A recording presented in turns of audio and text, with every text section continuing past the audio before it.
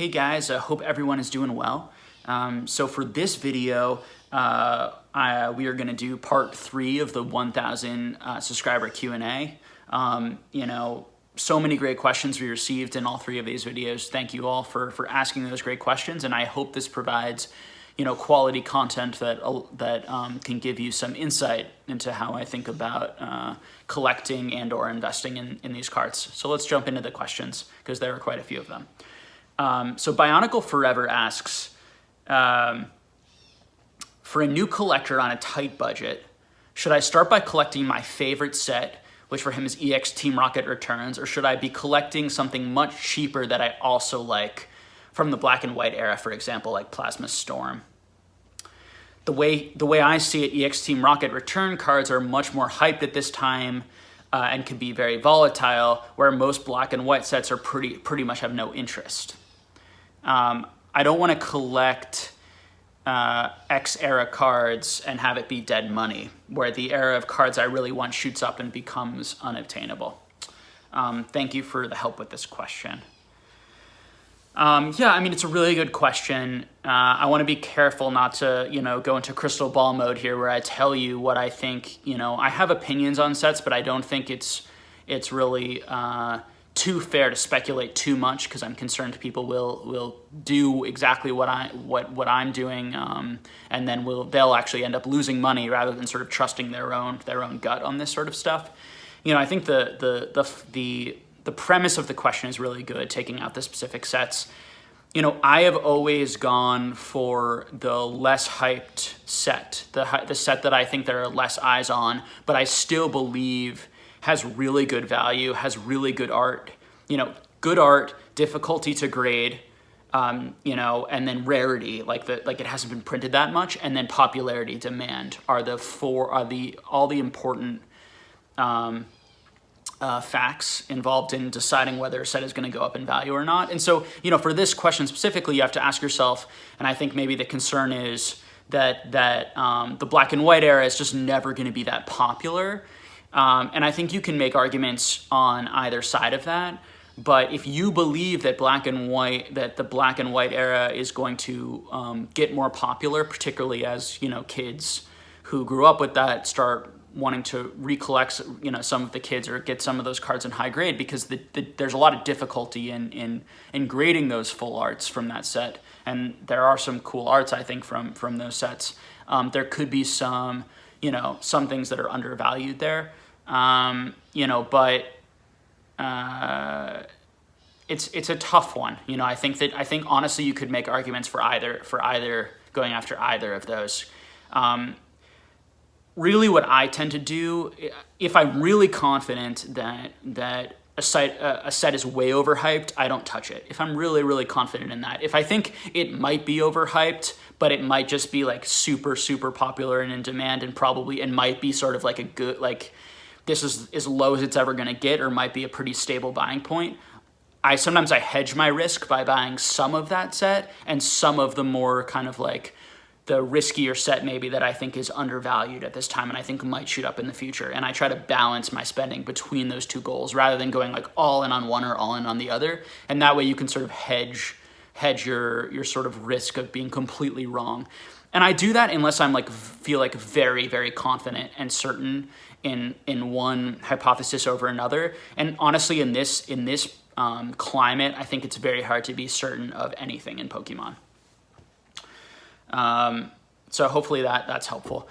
Your non-allotment asks, what are your opinions on the black and white era, both in terms of investing and in just how you feel about that era? I personally think that black and white full arts are way undervalued. The kids from that era can't be too long from hitting the nostalgia trip, right? That's funny. So, yeah, so a lot of what I said there, I agree. I think it's definitely possible that kids who grew up in that era, are 19, 20, are going to start getting more money, are going to start, maybe come back into being interested in Pokemon and wanting to collect that. These sets were not, they both, I don't think, were super printed compared to the new ones, but they also were never as popular as the new ones. Because of the sort of cyclical demand of Pokemon, where a lot of people are now kind of back into the hobby at this point and worn it for a number of years. So that's always something you have to think about is there enough about the art, about the coolness of the cards, about the rarity, scarcity? Is there enough that sets those sets apart that's going to really make them collectible when there are so many other options? And I think it's debatable. I think that they have some of those full arts, which could be and are very difficult to grade, as I said in the previous answer. But I think you really could make debates on, you could really make arguments, I think decent arguments on both sides, whether or not that goes up. I personally do own some of those harder ones to grade in 10s because I think that they're very difficult to grade and I think that they're cool art, but I also got them for really, really inexpensive, and that's kind of what made me comfortable with it. So just full transparency. I think you have to go with your own gut, on something like that. Wish you the best of luck in sort of whatever you choose. Jose Bernardes asks, my question is about sealed product. Well, actually, before going on to that, one thing I would say about the booster boxes of those cards, one thing you can watch is how many booster boxes are out there and what they're selling for. And right now, they definitely have gone up in value overall from what I've seen, but they're still selling like not too expensive, like maybe $600 to like $1,500 for most of those sets. And that's also because I think the cards inside have not gone up in value very much. If the cards start going up in value, it might raise the booster boxes. If the booster boxes continue to go up, it might raise the card values. So that's just something to think about going forward. All right, Jose Bernardes asks, my question is about sealed product. Why do you guys think a WotC booster unlimited like Jungle or Fossil goes, for example, 120 and the first edition goes for 200 when it's almost impossible for an unlimited pack to pay for itself? Okay. And for instance, in the first edition base set, a heavy pack goes for 3,000 to 4,000, but with grading, it's almost impossible for you to lose money. Why do people still go for the cheaper option? Is it because it's just cheaper and they want the nostalgia no matter what the financial part? And why are they willing to pay so much for an unlimited WotC, but then upgrade to first edition for so little when the cards inside may have a huge difference in value between the two? Keep up with the good content, guys, and thank you from Portugal. Yeah, it's a really good question. I think you hit on some of the key points there already. I think that part of it is that nostalgia, right? It's like I just want the pack art. I think people collect these not to open them necessarily for the expected value, but because they want to own the pack art versions of it.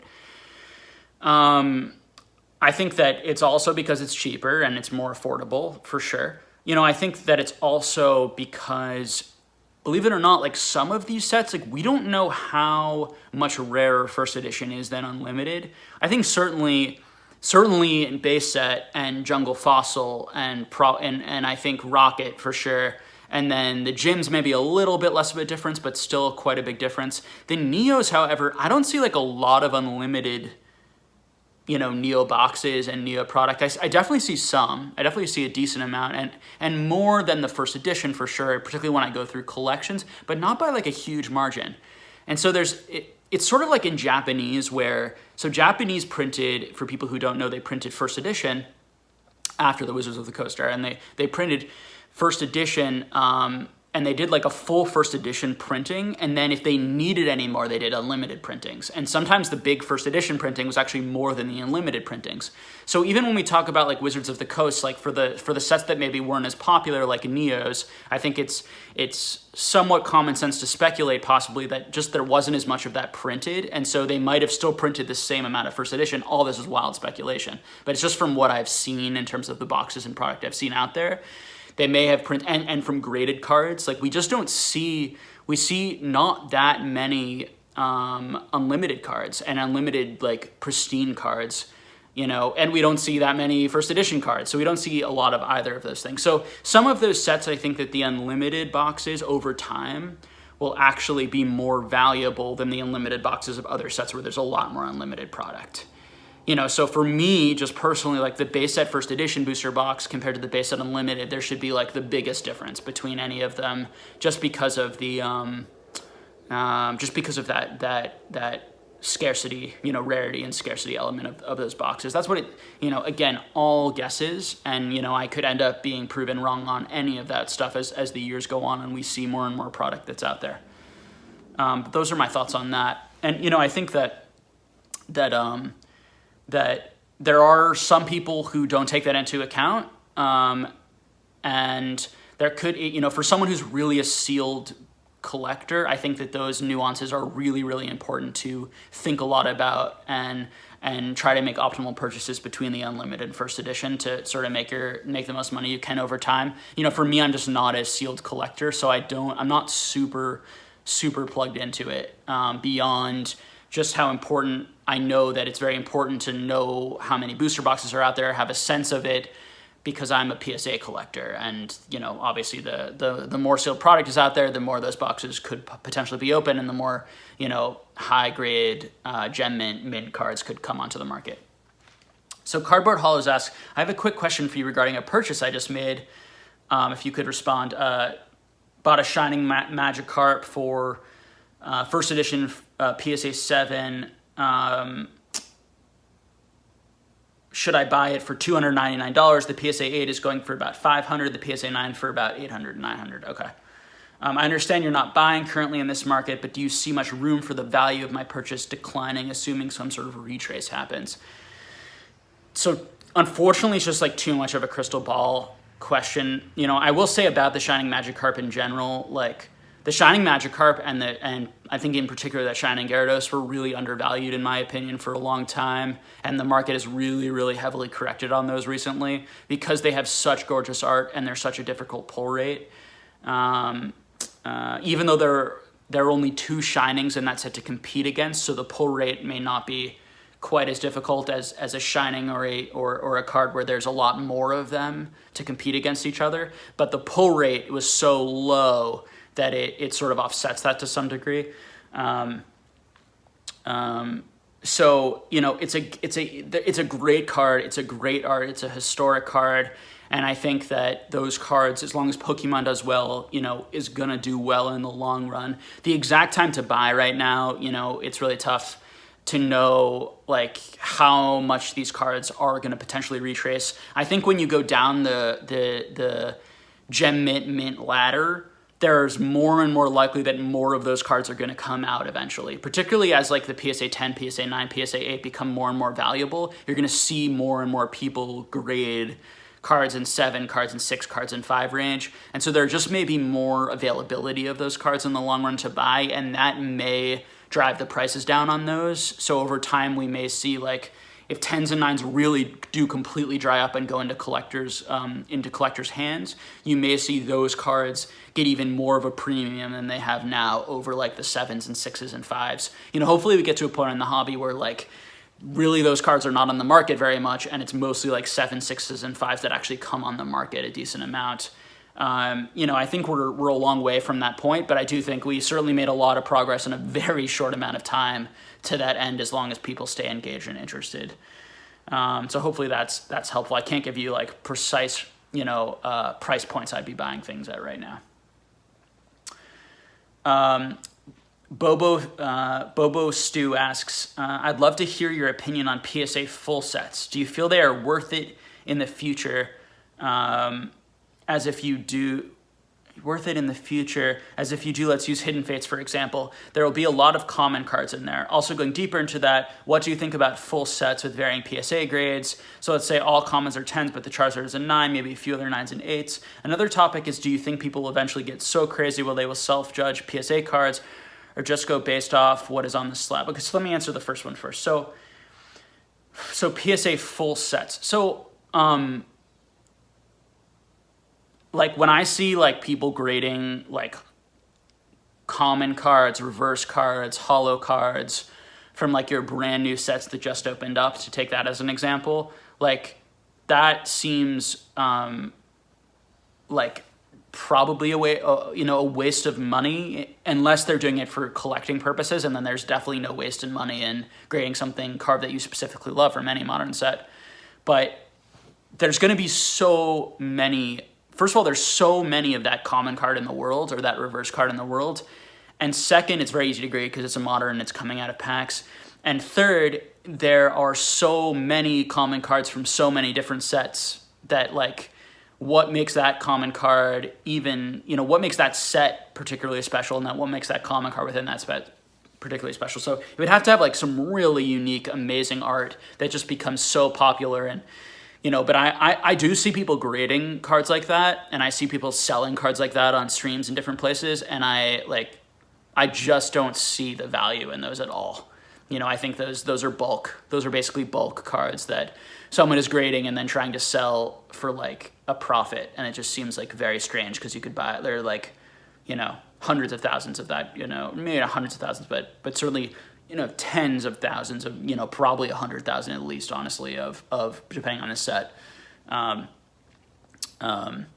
If not more, honestly, because when you think about how many like Hidden Fates Charizards are already just graded, and you think about how difficult that pull rate is versus like a common card, and you think about like, how many more just Hidden Fates Charizards are out there, you can extrapolate and start to figure out like how many cards are printed or how many do we really think is in the world, and the answer is a lot for a lot of these sets. So in terms of those PSA graded, you're probably gonna lose money and have a bad time for sure. I would think, particularly because getting 10s isn't even a guarantee.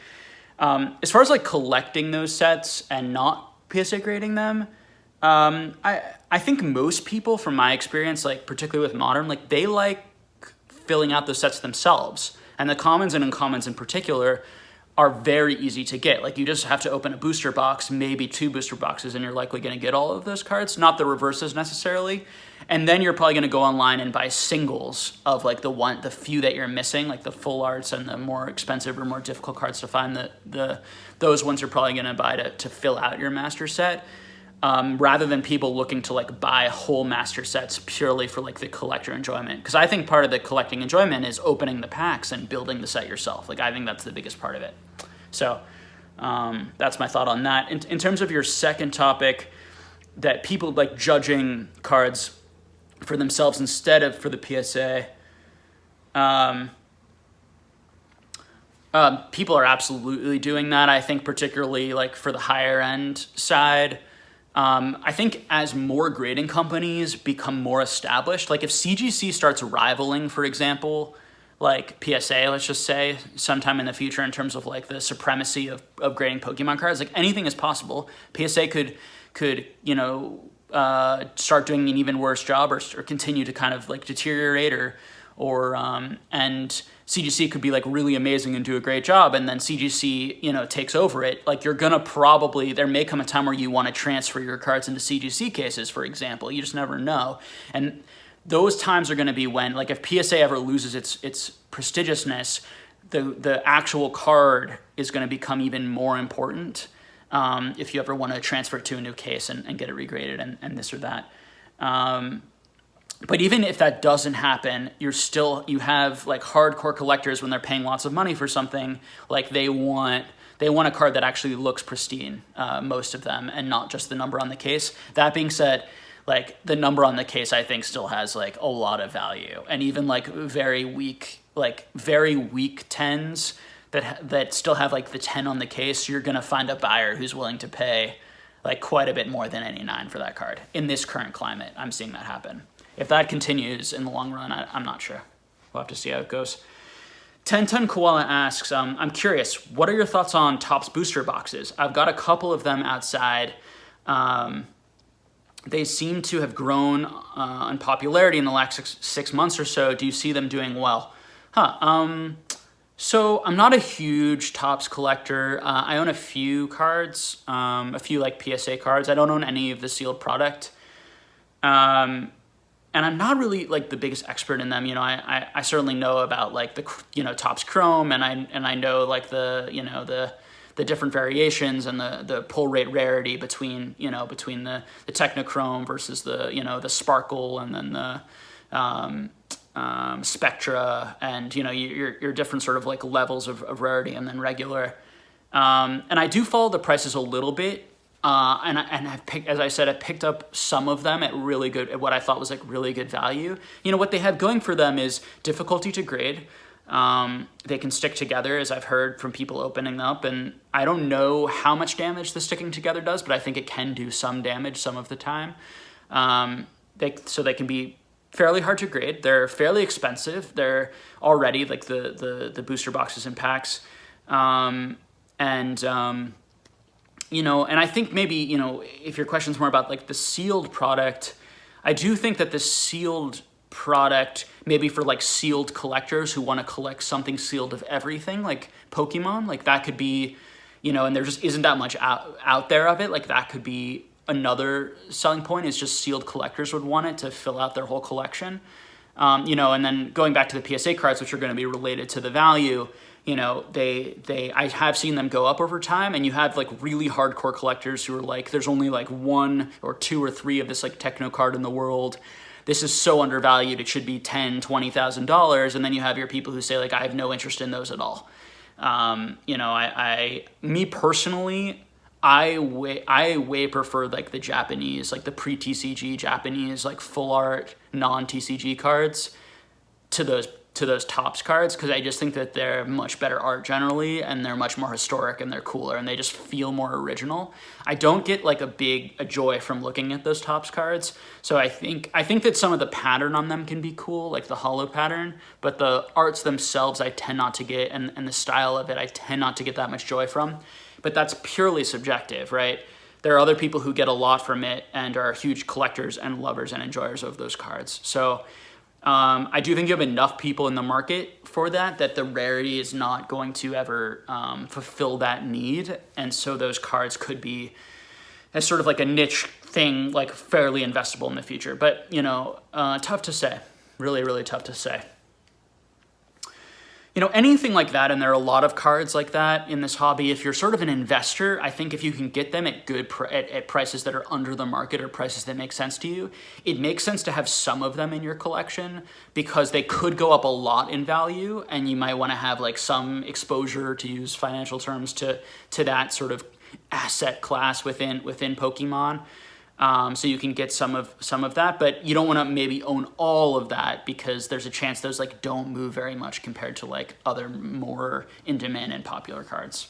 And I think a lot of things fit that mold within Pokemon. All right. So 3 more questions. So Alex Hampson asks, I have a collecting question that I can't find a decent answer for. I've been working on a few modern master sets, and with some of these sets come additional cards, alternative artworks, alternative foil types, etc. Would you consider those cards a part of a true master set?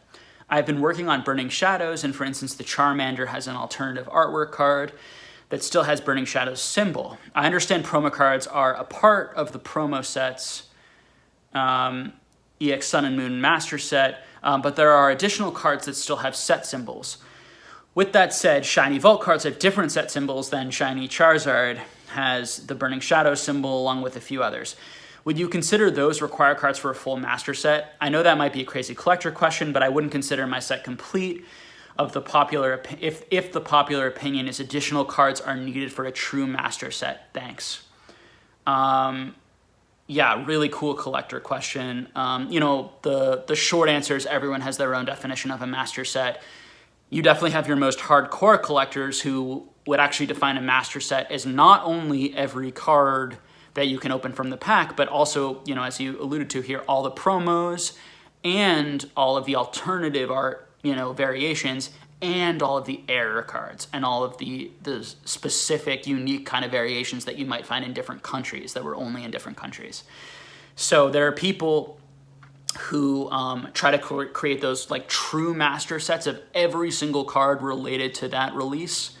And then you have a lot more commonly people who write master set on most eBay listings. Those are not those true master sets almost ever, but those are master sets that just kind of are every card that you could pull from the pack, for example, and often don't even include the promo cards, or the alternative art cards and things like that. So, so it's sort of up to you how you want to define it. I think that, I think it can be fun to sort of start, with just the pack, master set, then go to the promo, then, go to the, alternative arts and promos, and then go to collecting the different error cards or the different very special, pre-release in just that part of the world, card.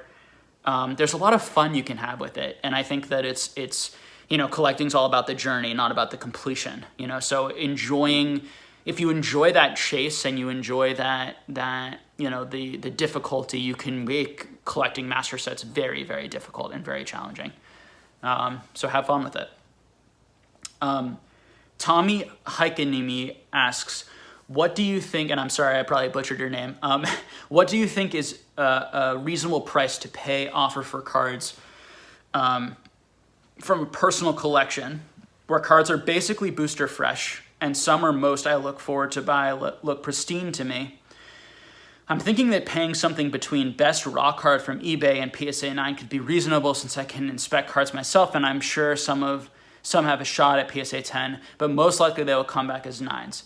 Do you have any strict rule for what you use for basically buying cards like that? And we are talking about pretty expensive cards in this case. So another awesome question. These are all great questions. The first question I would have, right, is can you actually inspect these cards in person? If you can actually inspect the cards in person, you can really get a better idea of are these definite 9s and 10s, potential 8 here and there, or are we dealing with more of a wide variety? And I say that because on eBay, it's very difficult to tell what the actual conditions of cards are. So cards can have little, very difficult to see, little creases, little bends. They can have little divots in them. They can have little tiny warpings on the edges or on the corners, lips that are very difficult to see. That can be even very difficult to see when you even see the card, let alone when you're just looking, over the screen. Scratches, depending on the light and the way the light is shining, seeing scratches on a holofoil can be very difficult through the screen. So let's say that you can actually see the cards, first of all, and you feel very confident they're 10s, 9s, and 8s. I mean, the obvious answer is you want to get them for as cheap as possible, for as inexpensive as possible. I think if you can get them, in that case, if you can get them for on average, around an 8, you're in great shape, right? Because you think they're going to come back 9s and 10s. And as long as they're expensive cards, as you're talking about here, which means that getting them in 9s and 10s is actually going to you're going to make money over the cost of the grading by quite a wide margin, because the boost of the value of getting that 9 or 10 is going to be more than the $10, $12 you're going to spend on grading per card, for example. Or if it's a lot more expensive, you're going to be spending more than that because grading becomes more expensive the more expensive the card is. Then looking at an 8 is pretty good. But if they're really amazing, you can buy them at a 9 at 9 prices, and because you think that a few of them are gonna get 10s because they're all immaculate. But in order to do that, they would need to be all absolutely immaculate, and I'd have to see them in person. And that's just in a very, very, very unlikely scenario right now, given so much of the Gem Mint product has already been plucked from people's collections, I think. At least people who are willing to sell or who want to sell. If you can't see them and it's just through eBay, I very rarely buy, I don't buy, it'd be so hard for me. When I used to buy lots, I was getting them at such good deals and so far under, I was buying them at PSA 6, 7, and then I'd get tons of them at grade 10 and I'd be making a huge profit. That's just very hard to find right now. So you may, in order to make money this way, you may have to take more risks than you would have before, particularly if you're trying to build a collection. But you have to understand that the more you pay and the more of a risk you take, you can send the items back through eBay, if they come and they do have scratches or they do have problems with it, but that takes time, it takes energy, and it can be discouraging. And it takes so long for you to send cards off to PSA. It takes a lot of work to buy it, to get it graded, for it to come back, that you want some, money for your time, time value here. And so I would want I would want to feel very comfortable that I was getting a really decent margin on it. And wherever that margin is completely depends on how good the cards look. So hopefully that's somewhat helpful. It's a great question, and it's something that everyone has their own comfort level with. I myself am just very, very cautious because I don't have unlimited money to spend on this hobby, and every time I've been patient, I've always ended up getting a deal that I was thrilled about. Other than my first maybe 6 months when I was buying some bulk other lots that I talked about in one video. about those mistakes that I made. But after that, I like learned that like patience, just save your money up, because if you have a lot of money, you can hit those really big lots. And sometimes in those really big lots is when you can, you know, get the most bang for your buck and make that value. And so trying to like nickel and dime here and there on like singles where maybe you can make like 10, 15 bucks, you can do like a lot of work, but you also have your money and capital tied up in cards instead of available for when that amazing deal happens, that you can actually capitalize on that deal where you make like 4 or 5 times on your money, or at least like double on your money. Okay. John Androgynous asks, I've been collecting a first edition Neo Genesis complete set. The only card I'm missing is the T17, the Typhlosion. Yes, fairly common thing these days. The price seems very high for what it is. Is this price reflective of its actual value, or will it drop in price? It hurts seeing every card in my Neo Genesis set except for that Typhlosion. I hear you, man. I have that issue with some of my sets. Should I bite the bullet and grab one now, or wait to see what happens in the next 6 months to a year? Also, if the Pokemon franchise actually goes bust for some miraculous reason, wouldn't that be a good thing in a way? Okay, I'll answer that after, because that's another good question. You know, all these are excellent questions. So, you know, there's no obvious answer to this. Again, like we're getting into crystal ball territory about like how a specific card will move. I guess I will give my personal opinion, and you know, and I've said this before, that like the T17 by the numbers doesn't make any sense why people are paying so much money for it. But, you know, it doesn't matter, because that's what the market has decided it's worth. And unless the market corrects itself over time based on like my value judgment, it doesn't matter what I think. You know, that being said, like I think I'm right. You know, anything outside of that PSA 10 to me is way overvalued compared to other options. And I just don't overpay for cards to complete sets ever. It's just like the way that I'm wired. And like, but I don't have such a problem without having a complete set. Like it doesn't bother me that much, because I love all the cards and I like them individually, you know, for the most part. You know, that being said, like if you can buy a card, like if you want to buy this card and it doesn't break the bank and you want to just collect and finish your set, like you can get that card in like not that great of condition, particularly if it's unlimited. Although it says here you want first edition, which is going to be quite expensive. Even your beat up ones are going for crazy amounts right now. You know, but you know what I say about that card is like that card is not rarer than any other card in that set.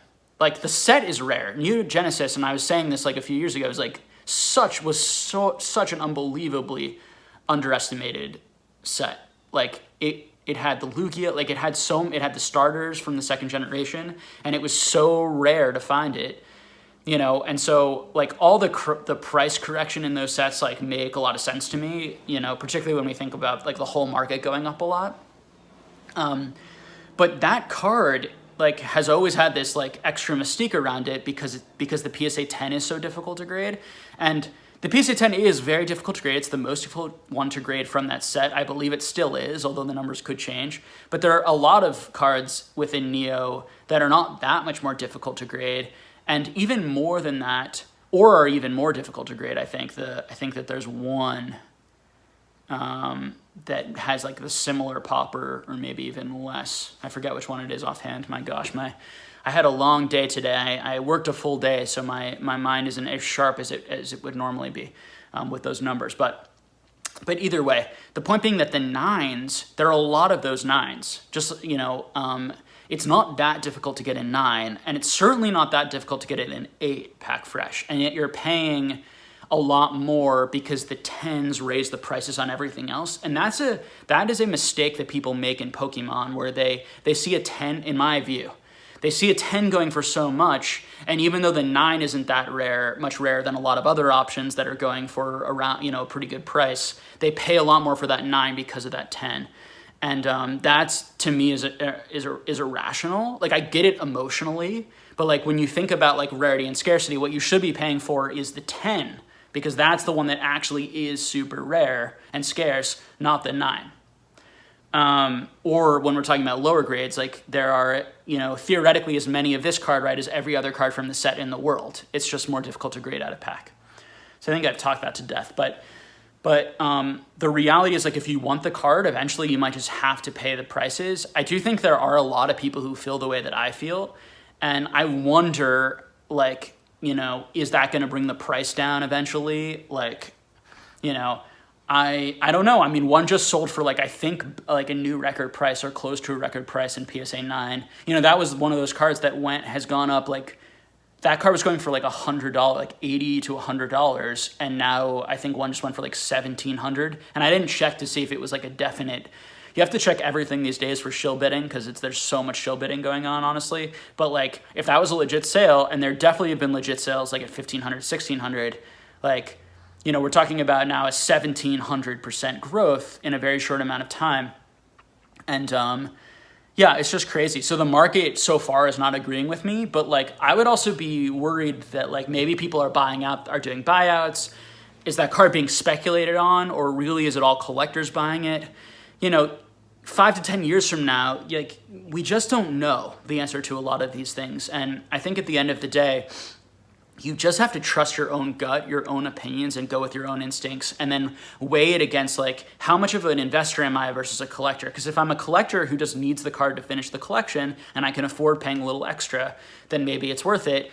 If you have more of the investing mentality of like that no, I could put that money to other areas that I care more about that are going to go up in value, you know, or that I just want to make money over time, then, you know, maybe not the best card to buy.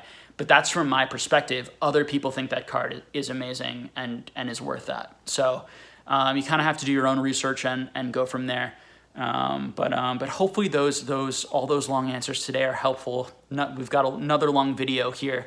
Thanks again for tuning in to everyone who's made it this far, and we'll have more videos for you soon. All right, take care.